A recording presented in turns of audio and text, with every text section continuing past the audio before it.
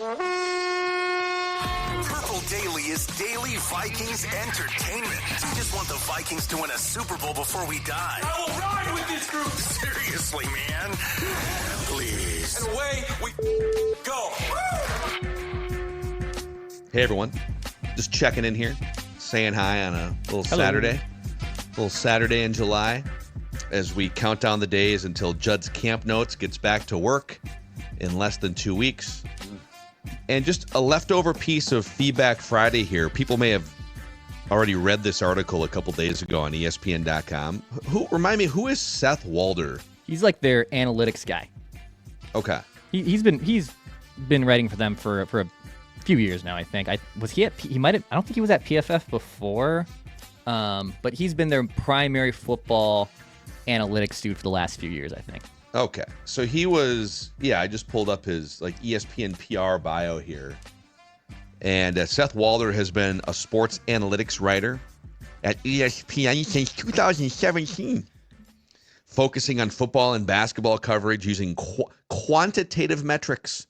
His work includes topics ranging from season projections to player analysis based on NFL next-gen stats. He was at the New York Daily News. He covered the Jets and the Giants, et cetera, et cetera. He's a London native from Brunswick, Maine, also. Nice. So that's Seth's background. And McQueen, our guy McQueen, chimes in here, Feedback Friday, and says, "Have you seen this goof, Seth Walder?" I think I said Waldron. Walder. Have you seen this goof, Seth Walder's article on ESPN? He gave the Vikings offseason a C grade. It's one thing if the TV Muppets like Stephen A. Smith spew some poorly researched, opinion-based nonsense, but these pencil-necked spreadsheet analytics nerds are out of control. If you had to set an over-under of a letter grade for how well you guys think the offseason's class of players performs over the next 2 to 3 years, where would you set it? Well, Seth Walder said it's a C. In the summary, I'm not going to read you the whole thing, but he essentially hated the Jonathan Allen signing, saying he's too old. His pass rush win rate took a dip last year. He didn't like the Van Ginkel extension because Van Ginkel's previous career high was only 6 sacks, and he thought the Vikings were paying for his peak. And then he didn't like the Aaron Jones extension, the multi-year extension, because Aaron Jones is too old. He's told. Oh, and Seth Walder hated the Vikings draft. He thought that they should have traded back from 24. So what would you say to, according to McQueen, this pencil-necked spreadsheet analytics goof who gave the Vikings a C? Wow. So the grade did surprise me a little bit because I thought it would be, I'm not saying it's an A, but it's certainly in the B range for sure. It might be B+. I would say this. The Allen signing creates more depth. I get that he's old, but Hargrave and Allen were not signed for 5 years. I think you got to look at the contracts, don't you? If you look at what they did contractually, they basically brought them in to buy themselves time, that the drafts have not gone as well as they should have in recent years, and so now you've got more depth there. So if that's how you're perceiving the Allen signing, I think you're mistaken. I think you're potentially a goof. The draft, if you read it, I did. If you read what he wrote, he assumes that all of the trades that were made after, including that Falcons trade, were available, which nobody knows for sure. So, yeah, if they passed up the chance to get a 2026 first-round draft pick, I think it's a conversation.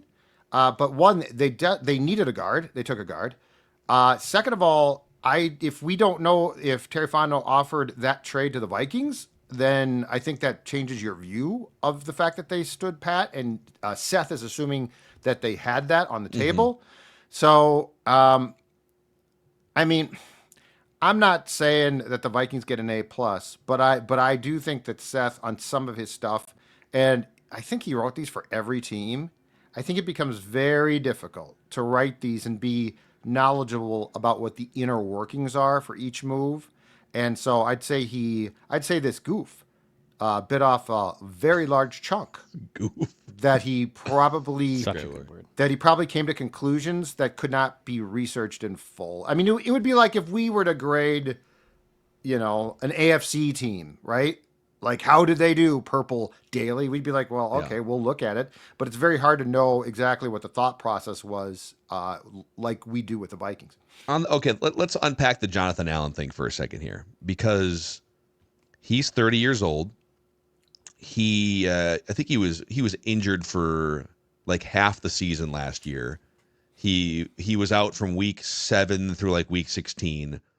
So he's a little older. There's some injury issues. He's certainly not. And PFF had him as recently as 2022 overall pass rush and also run defense as one of the top like 8 to 10 defensive tackles in the entire league. He's now just like mostly a pass rush specialist, and maybe not the one that he was 3 or 4 years ago.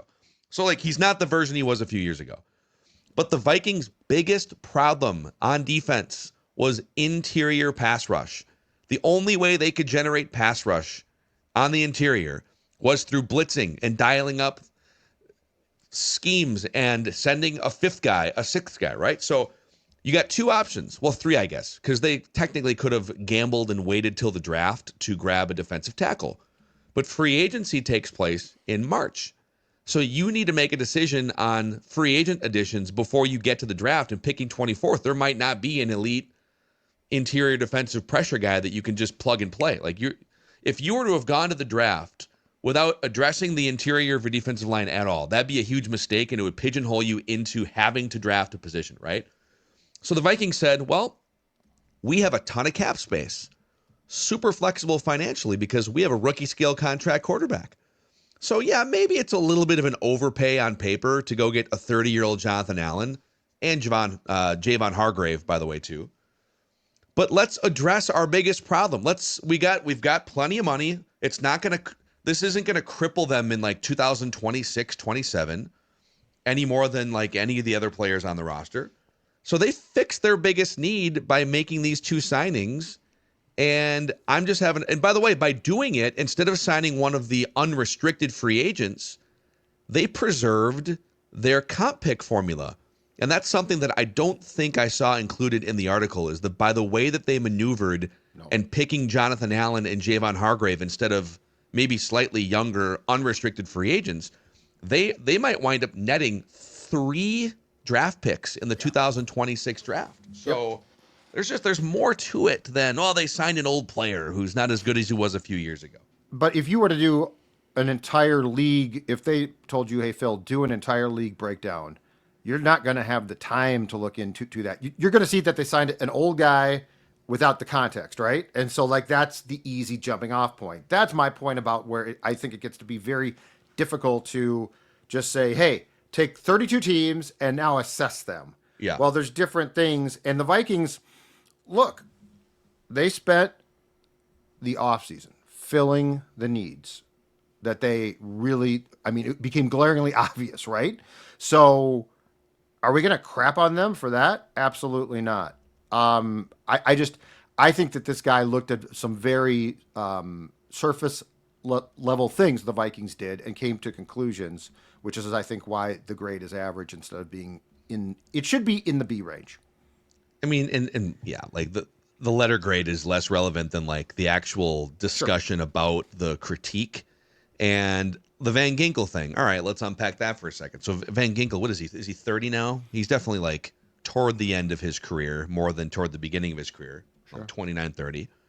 And the logic was he had this peak season as a sack guy, and you're paying for that production versus like his career average production. You're like paying for his peak. And I would say, well, the system that he's playing in and the teammates that he has are a huge reason why he took a step up in performance. So I have no problem. Like, if you think he's going to perform, he's the perfect player for this system, which you saw so many times last year. Yep. Again, I don't think this isn't a contract that carries him like 3 years of ridiculous money. So hard to nitpick that. And then Aaron Jones, like, yeah, it was a 2-year contract, but like mostly a 1-year contract when you start to math it out. And yeah, he's not a bell cow. but you got him a partner. That's the important thing. You needed a partner in crime who was a more effective, efficient, bigger body. They got that. Like if they brought back Jones and said, "Hey, baby, you're back, and we're going to try to get you as many carries again," I'd say that seems very odd. But I just don't think he could assess that. Seth, in this case.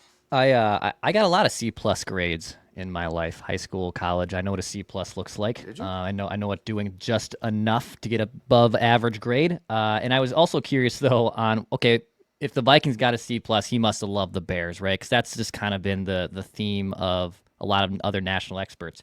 He gave the Bear a B-, so just one letter grade basically up from the Vikings. So that's interesting to me too. I don't understand how if you want to give it an A, maybe like again we're ingrained with the Vikings, so there's probably a little bit of bias here. But for it to be a C+, just a slightly above average work to me, I think that's so confusing. And if he has it written up in the article too about their options were, bring back Sam Darnold or sign Aaron Rodgers. So if one of those two things happened, in his mind, is that a better decision? That's also, I think the quarterback thing to him also might be factoring into that. No, well, he does like, the summary also includes like, he does like the sticking with JJ McCarthy. So, but that's the thing. It's like, all right, so we all agree then, us and Seth, that sticking with JJ McCarthy is the right move over paying Sam Darnold or bringing in Aaron Rodgers. Okay, that leaves you some extra money to play with to go get players to fill out your roster. Well, not all of those players that you're going to bring in from the outside or retain from the interior, the inside of your organization, are going to be like in their prime and amazing value and playing at their peak and all these things. So part of free agency is everyone has a flaw of some kind. You're either a little too old, or maybe there's a personality thing, a falling out with a team or whatever it is, and you're kind of navigating around some of those things. But I don't know. It's all kind of arbitrary. A C, if it was a B, would we be talking about this? Probably not. If it was a B-, would be. It's like the fact that it was a C or a C+. Right. Well, and some of the logic means that we're talking about it. And I feel like some of the logic he used doesn't really track well. Like if you know what they were doing, he's off base a little bit there. I mean, if you had gone out and signed Allen and Hargrave as unrestricteds and gave up comp picks, I think you'd be like, that's a lot to give up comp picks for, right? But the fact that they worked the system masterfully, in my opinion, makes those better signings. Yeah. If they had gone out and paid the guy from the backup from the Eagles, who got paid by the Patriots, right? Milton Williams. Yeah. I mean, is that a good contract? Yeah. Yeah. These are all they're all valid questions. And by the way, so Jonathan Allen last year in like a half a season had, I think it was like 25 or 30, I believe it was 26 pressures from the interior in kind of a down period for him in his career. Well, you're not just comparing him to like the rest of NFL teams and the top interior pass rushers. You're comparing him to what you're trying to replace. And last year, the Vikings' number one interior defensive lineman from a pressure standpoint was Jerry Tillery with 17. He had 17 pressures all season. Sure. Harrison Phillips had 16. Jonathan Bullard had 6. So yeah, I'll pay a little more money to fix a glaring problem, even if it's a guy on the edge of the age curve. So anyways, we told that guy. That's right, Seth. Goof. You goof. You goof. You goof. That's such a good line. It is. It's really good. You goof. You goof. All right, the three of us goofs are going to go and enjoy the rest of our time on this Saturday here. Thanks for hanging out with us on Purple Daily, where we just want the Vikings to win a Super Bowl before we die. You goof.